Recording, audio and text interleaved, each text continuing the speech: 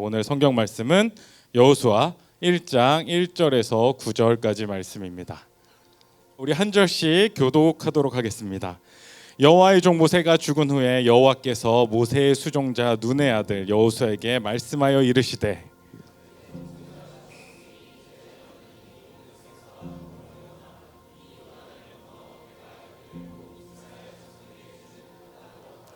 내가 모세에게 말한 바와 같이 너희 발바닥으로 밟는 것은 모두 내가 너희에게 주었노니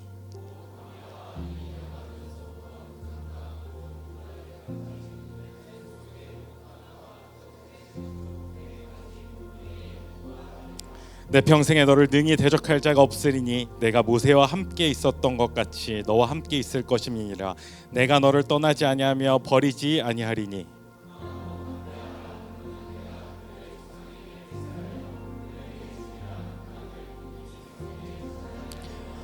오직 강하고 극히 담대하여 나의 종 모세가 내게 명령한 그 율법을 다 지켜 행하고 우로나 좌로나 치우치지 말라. 그리하면 어디로 가든지 형통하리니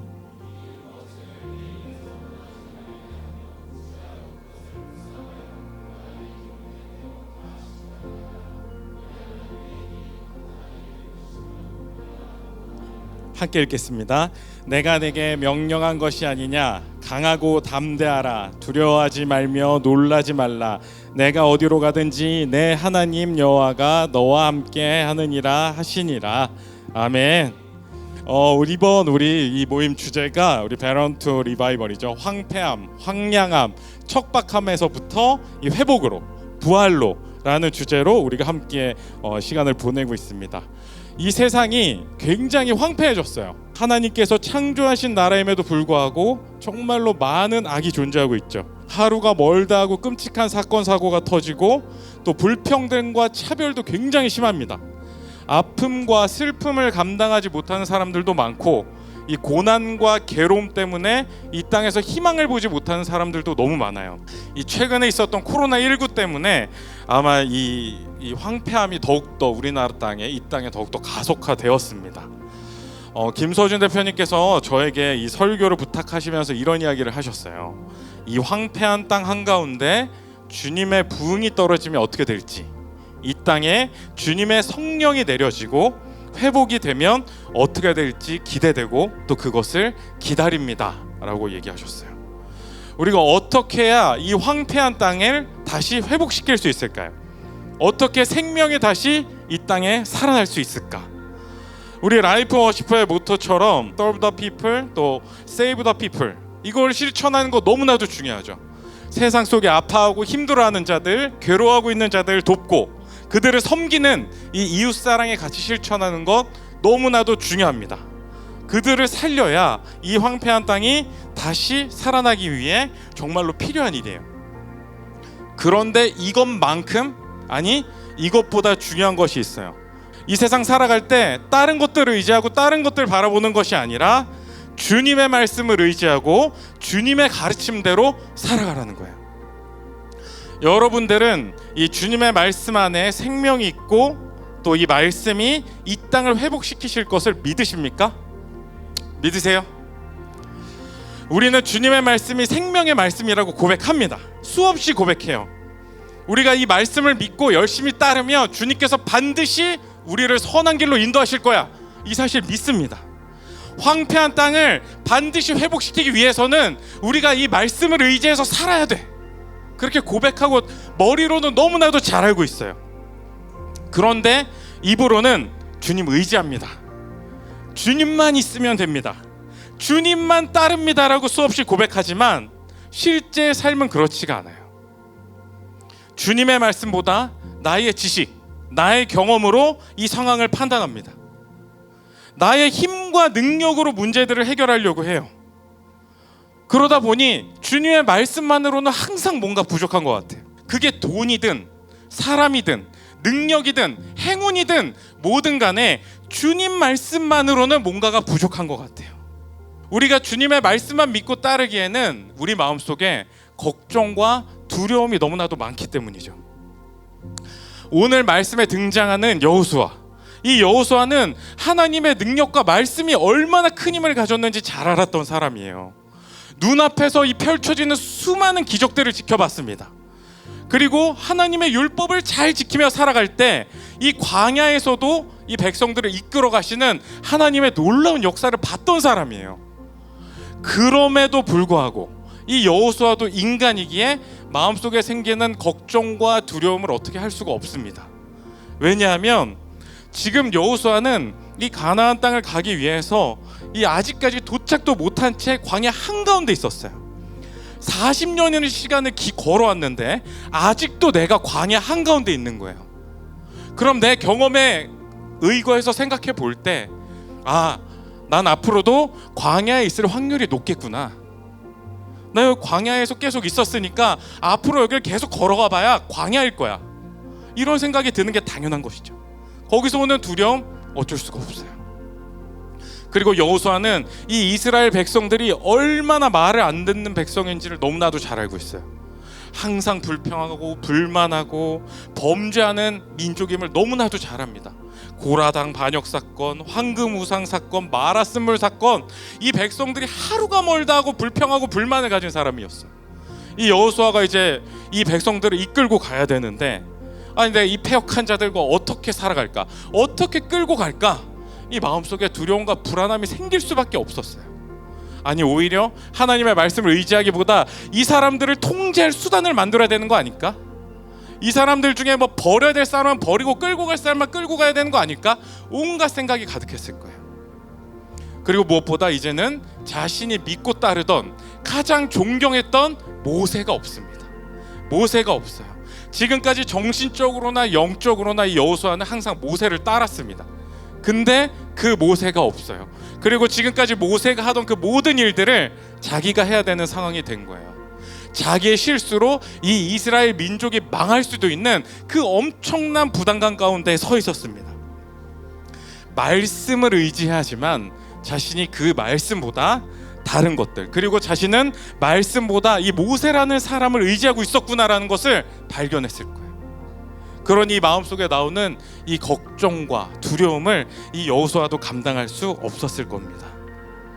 나의 경험과 지식으로만 판단해 본다면 지금 이 여호수아가 처한 상황은 희망적이지가 않습니다. 근심 걱정이 당연히 생길 수밖에 없어요. 하나님의 말씀뿐만 아니라 다른 무언가를 의지하고 싶은 상황에 처해 있습니다. 이 수많은 불안함, 두려움, 걱정 속에 있는 이 여호수아를 향해 하나님께서 말씀하십니다. 강담두놀. 자, 우리 따라해 볼게요. 강담두놀. 강하고 담대하라. 두려워하지 말며 놀라지 말라. 강담두놀. 내가 너와 함께하니까 두려워하지 마라고 하나님께서 이 여호수아에게 말씀하시는 거예요. 이 말씀에 힘입어서 결국 여호수아는 이 요단강을 건너 가나안으로 입성할 수 있었죠. 하나님께서 하신 이 강담두놀의 말씀, 이 강담두놀의 말씀은 이 여호수아에게만 적용되는 이야기가 아니에요. 하나님께서는 지금 이 땅을 살아가고 있는 우리에게도 이 말씀을 하시는 거예요. 우리가 주님을 신뢰함으로, 또 주님의 말씀을 의지함으로 나아간다면 반드시 우리의 인생을 책임지시고 이 땅을 회복시키실 것이라고 약속하는 겁니다. 강하고 담대하고 두려워하지 말고 놀라지 말라고 우리에게 계속해서 말씀하시는 거예요. 이 땅 황폐하죠. 이 땅 황폐해요. 우리가 볼 때는 희망도 없어 보여요. 그런 우리에게 말씀하세요. 야, 걱정하지 마. 이 땅이 회복되고 싶습니다. 하나님, 어떻게 하면 회복할 수 있을까요? 하나님께서 대답하시는 거예요. 두려워하지 마. 두려워하지 마. 너가 지금 하고 있는 상황이 지금 힘들고 괴롭고 뭔가 안 될 것 같아? 네가 능력이 없는 것 같아? 염려하지 마. 염려하지 마. 내가 크고 놀랍고 신비한 일로 너에게 다가갈 테니 놀라지 말고 나만 믿고 의지해. 내가 너를 반드시 도울 거야 라고 하나님께서 말씀하시는 거예요. 이 강담두널을 여러분들이 항상 기억하셔야 됩니다. 우리가 이 강담두널의 말씀을 의지할 수 있는 이유는 이 말씀을 하신 분이 우리가 가장 믿고 의지할 수 있는 분이기 때문이에요. 하나님이 어떤 분인가요? 이 세상에서 가장 능력 있으시고 이 세상의 참 주인이신 하나님이라고 우리가 고백합니다. 이 세상에서 가장 능력 있으신 분께서 우리에게 두려워하지 말라고 말씀하고 계시는 거예요. 그리고 하나님 어떤 분이죠? 우리를 또 가장 사랑하는 분이에요. 우리를 가장 사랑하셔서 그 아들까지 내어주신 분입니다. 하나님의 아들이라는 의무감 때문에 죽으신 것이 아니라 우리를 사랑하신다는 그 마음으로 우리를 위해 대신 십자가를 지신 분이에요. 우리를 변함없이 사랑하신 하나님께서 우리에게 걱정하지 마라고 이야기하시는 거예요. 또한 우리를 너무나도 잘 아시는 분이죠. 우리를 자신의 형상으로 창조하셨을 뿐만 아니라 우리 마음속에 있는 모든 바람과 간구를 가장 잘 아는 분입니다. 우리가 이 땅이 회복되고 이 땅이 다시 부활하고 싶다는 그 마음을 가장 잘 아는 분이 바로 우리 아버지 하나님이에요. 저는 최근에 이 우리가 하고 있는 이 걱정, 두려움, 이게 굉장히 우리 사탄의 역사라고 생각이 들어요. 이 걱정과 두려움은 하나님 말씀에서 점점 우리를 멀어지게 만들고 우리가 하나님을 정말 신뢰하지 못하게 만듭니다. 제가 최근에 겪은 일인데 저희 어머니가 좀 배가 아프시다 그래가지고 병원에 갔는데 변비래요. 변비. 그래서 변비구나 했는데 오늘 갑자기 혈뇨가 나오셨대요. 혈뇨가. 그래서 이거 요로결석이다. 이게 배도 아프고 이 피가 넌 100% 요로결석이다 해서 비뇨기과로 가셨어요. 그래서 CT를 찍어봤는데 요로결석이 아니래요. 그래서 병원에서 그럼 CT를 보니까 이 방광암이라는 거예요. 그래서 제가 막 이것저것 막 찾아봤어. 근데 신장이 2개잖아요. 신장이 2개니까 뭐 하나만 띄면 수술만 잘하면 괜찮대요. 근데 이게 좀 오래돼가지고 이 4기까지 간 거예요. 그래가지고 이제 생존율이 굉장히 떨어진 겁니다. 그래서 완치가 힘든 상황이 됐어요. 제 마음이 굉장히 복잡하죠. 하나님, 저 말씀 열심히 지키면서 살았고 심지어 저 말씀을 전하면서 살았는데 왜 저에게 이런 슬픔과 아픔을 주십니까?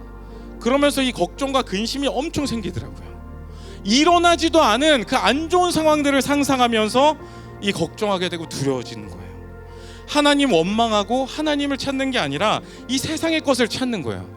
유튜브 찾아보고 생존율 찾아보고 좋은 병원이 어딘지 찾아보고 좋은 의사가 누구인지 찾아보고 하나님과는 점점 멀어졌어요. 근데 어머니께서 얼마 뒤에 전화가 오셔서 말씀을 받았다는 거예요. 그래서 무슨 말씀이냐 물어보니까 오늘 이 말씀이었어요. 강하고 담대하고 두려워하지 말고 놀라지 말라. 이 말씀을 받았으니까 걱정하지 말라는 거예요. 내가 알겠습니다 어머니 하면서 너무 위안이 되는 것 같았는데 인간의 두려움과 걱정이 얼마나 크냐면 처음에는 잠깐 위로가 되다가 어느 순간 이런 생각이 들더라고요. 이게 어머니를 고치겠다는 얘기가 아니라 이제 네가 죽을 거니까 죽음을 두려워하지 말라 이 얘기면 어떡하지? 이 생각이 빠지기 시작하니까 이 다시 더 큰 걱정이 생기는 겁니다. 이 두려움 속에 다시 빠져들어가는 거예요. 우리들이 이렇게 걱정과 두려움에 취약한 존재들입니다. 마음속에 생기는 걱정과 두려움 이걸 이겨낼 힘이 없어요. 우리가 우리의 걱정과 두려움 해결할 힘은 내가 극복하겠다. 내가 이 상황 통제할 수 있다. 내가 이 황폐한 땅을 회복할 수 있다. 이 자만하고 교만한 마음을 내려놓고 강담두놀이라고 말씀하신 그 하나님을 믿고 의지하는 것에 있습니다. 믿는다는 건 그거는 내가 할 수 있나 없나 의구심을 품는 거 아니에요. 내 경험에 비추어서 하나님의 능력을 판단하는 것도 아닙니다. 가능성을 분석하고 확률을 따지는 것도 아니에요. 말 그대로 하나님께서 반드시 이루실 것이다. 그 사실을 믿는 것에 있습니다. 저는 하나님께서 저희 어머니를 선한 길로 인도하실 걸 믿어요. 이거는 단순히 병을 고치시고 회복시키신다 이런 차원이 아닙니다. 어머니의 어떤 과정과 어떤 결과가 기다리고 있을지 모르지만 악도 선으로 바꾸시는 하나님께서 반드시 선한 길로 이끌고 가실 것을 믿어요. 제가 하나님을 알지 못했다면, 하나님을 만나지 못했다면 저의 걱정과 저의 두려움은 너무 커져서 이 슬픔도 감당할 수 없어서 너무 괴로웠었을 거예요. 내가 원하는 대로 된 게 하나도 없었으니까, 내가 바라는 기대는 항상 깨졌으니까 정말 힘든 삶을 살았을 거예요. 세상에 있는 사람들, 하나님을 알지 못하는 사람들, 하나님을 만나지 못했던 사람들은 이런 걱정과 두려움을 이기지 못해요. 항상 낙심하고 절망하고 슬픔으로 살아갑니다. 하지만 우리는 주님의 말씀대로 살아갈 때 주님께서 반드시 우리의 기도를 들으시고 우리의 간구에 응답하시고 선한 길로 이끄실 것을 믿는 자들이에요. 세상 사람들은 이 땅이 더 이상 더 황폐해지고 더 이상 회복할 기미가 없다라고 얘기합니다. 하지만 우리는 주님께서 우리를 사용하셔서 이 땅을 회복시키실 것을 믿어요. 황폐한 땅 한가운데 우리에게 닥친 걱정과 두려움으로 떨고 있는 것이 아니라 강담두노래 하나님, 반드시 선한 길로 이끄실 그 회복의 하나님을 믿고 주님과 함께 동행하며 살아가는 여러분들이 되시기를 소망합니다. 이거는 제가 최근의 이야기인데, 이 간증인데 여러분들이랑 좀 나누고 싶어서 이 얘기를 나누고 오늘 말씀을 마치려고 합니다. 저희 어머니가 15년 전에 유방암을 앓으셨어요. 그러니까 요번이 암이 두 번째 암이에요. 두 번째 암. 근데 보통 암은 두 군데로 잘 안 오잖아요. 근데 두 번째 암이었어요. 그러니까 어머니가 무슨 생각이 들었냐면, 아니 암이 두 번째니까 그냥 10년 빨리 가나 늦게 가나 거기서 그거다, 그냥 그래서 치료를 받지 말까 이런 생각을 하셨대요. 그래서 약간 포기하고 있을 때 이 어머니가 주무시다가 이 말씀을 하나 받았어요. 뭐였냐면 시편 41편 3절의 말씀이었습니다. 그래서 어머니가 그 말씀을 받자마자 일어나셔서 이거를 성경책을 찾아가지고 그 말씀이 뭔지 보셨대요. 제가 읽어드릴게요. 여호와께서 그를 병상에서 붙드시고 그가 누워있을 때마다 그의 병을 고쳐주시나이다. 아멘. 어머니께서 이 얘기를 저에게 하셨을 때 제가 아멘 뭐 이래야 되잖아요. 근데 제가 안 그랬어요. 왜냐하면 어머니한테 좀 약간 나는 솔직히 좀 의구심 같은 게 들었어요. 저도 하나님이 그런 거 잘 안 믿었거든요. 그래서 어머니한테 제가 처음 했던 얘기가, 엄마 그거 원래 알고 있던 구절이었어요? 라고 물었어요. 아니 안 그랬는데 어떻게 그런 게 막 들려, 이런 구절이 너무 이상하잖아요. 근데 이 어머니가 이 병을 투병하시는 과정을 통해서 제가 이 말씀이 진짜 어머니가 받은 말씀이 맞구나라는 거를 느끼면서 살아가요. 아마 여러분들 가족 중에 누군가가 아프거나 하신 분이 있다면 누군가가 아플 때 제일 문제가 되는 게 뭔가요? 돈이 제일 문제예요. 돈이 제일 문제예요. 돈이 가장 큽니다. 이게 아파 본 사람이 있다면 경제적인 문제가 제일 힘들어요. 근데 이제 저는 개척교회란 지 얼마 안 돼가지고 사례금이 거의 없거든요. 그래가지고 생계가 조금 힘든데 이제 어머니가 그래서 원래 조금씩 도와주셨어요. 저희 생계비를, 저희 가족의 생계비를. 근데 어머니가 아프시니까 이 생계비를 받지를 못하잖아요. 어머니 병원비를 써야 되니까. 그러니까 당장 우리 생계가 힘들어졌어요.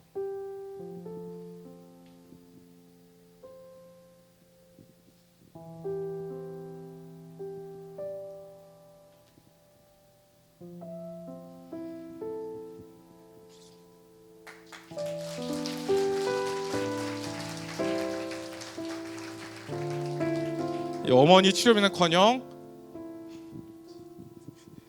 딸 유치원 보낼 상황도 못 됐어요. 근데 제 어머니가 아프다는 얘기를 딱 듣고 일주일 만에 라이프 워시퍼에서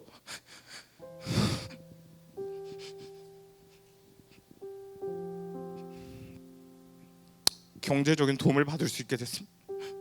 저 누구한테 얘기한 적이 없어요. 그리고 이걸 받을 거라 생각도 못했고 제가 누군가 관계를 맺고 있던 것도 아니었습니다. 정말 하나님의 역사가 아니면 일어날 수 없는 일이었죠. 저는 누가 목사님들이 이런 얘기를 하면 속으로 그렇게 생각했어요. 와, 또 약 팔고 있네. 제가 경험하기 전까지는 다 가짜라고 생각했어요. 성도들 헌금 많이 하라고, 열심히 믿으라고 하는 거짓말인 줄 알았어요. 근데 내가 경험해 보니까 아니더라고요. 저희 어머니가 몸이 아프다고 했을 때 제가 처음에 병원 내과를 소개시켜드렸어요. 내과를. 근데 그 병을 왜 소개시켜드렸냐면 그 병원은 과잉 진료를 잘해요. 그래서 어떻게 사진을 너무 많이 찍어. 그러니까 어머니가 아픈 걸 확실히 알 수 있겠다 생각을 보냈는데 그 병원에서 어머니 사진을 한 번도 안 찍은 거예요. 원래는 복부 초음파부터 합시다 이런 데거든요. 근데 복부 초음파 했으면 병을 한 달 정도 빨리 알 수 있었는데 거기서 안 찍은 거예요. 그래서 어머니가 암이란 얘기 듣자마자 제가 그 병원에 가서 따졌습니다. 선생님, 제가 여기 과잉 진료해서 여기를 보냈는데 선생님도 아시잖아요. 인터넷 보면 여기 맨날 과잉 진료하고 써 있는 거 리뷰에. 근데 왜 과잉 진료 우리 엄마는 안 하셨어요? 왜 배 아프다는 사람 복부 초음파 왜 안 했어요? 배가 아프다면 해야죠. 딴 것도 아니고 저 배 안 아픈데도 하셨었잖아요. 근데 그 선생님이 얘기하시더라고요. 자기가 어머니를 만나서 다음번 진료를 했을 때 이 복부 초음파를 하려고 했는데 교묘하게 저희 어머니가 다른 선생님들만 만났다는 거예요. 근데 저 처음 알았어요. 그 병원에 선생님이 3명 있다는 것도 처음 알았어. 근데 어머니는 교묘하게 3명을 만나서 복부 초음파를 못 받으신 거예요. 그래서 진짜 이거 어쩔 수 없잖아. 이건 선생님이 잘못한 게 아니니까.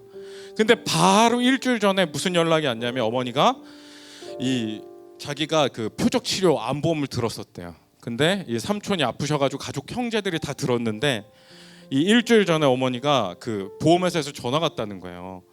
원래 그 보험회사를 들면 보험에 가입하면 100일 지나야 이 효력이 있습니다. 혜택을 받을 수가 있어요. 근데 정확하게 어머니가 암 진단 받은 게 108일째였어요.